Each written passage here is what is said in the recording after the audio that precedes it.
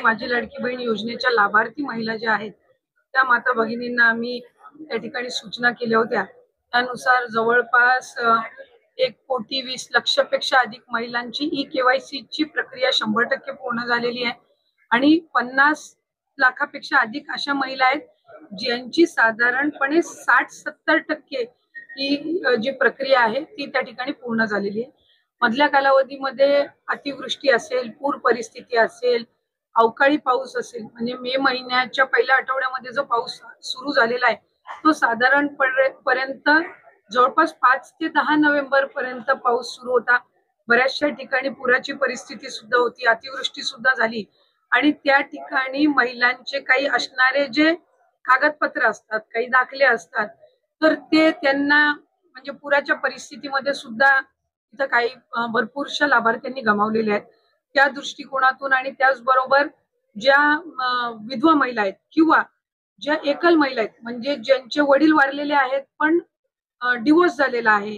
किंवा अशा पद्धतीच्या ज्या काही बाबी आहेत, तर त्याच्यामध्ये विनंती होती, सूचना होती। मधल्या कालावधीमध्ये आदरणीय मुख्यमंत्री देवेंद्र फडणवीस साहेब,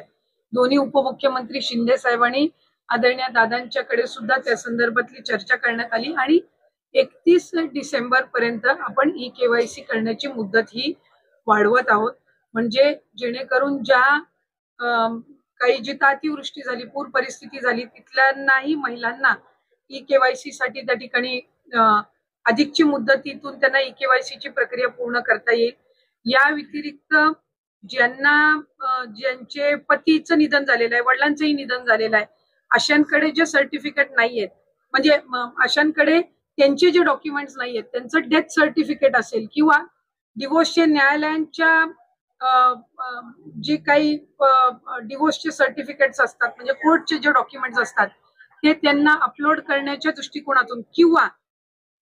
एखाद्या गावामध्ये एखादी एकल महिला असेल किंवा एखादी विधवा असेल, तिच्या पतीचंही निधन झालंय आणि वडिलांचंही निधन झालेलं आहे, अशा महिलेनी लाभार्थ्यांनी जर ते डेथ सर्टिफिकेट किंवा ते डॉक्युमेंट्स जर तिथल्या अंगणवाडी सेविकेकडे उपलब्ध करून दिले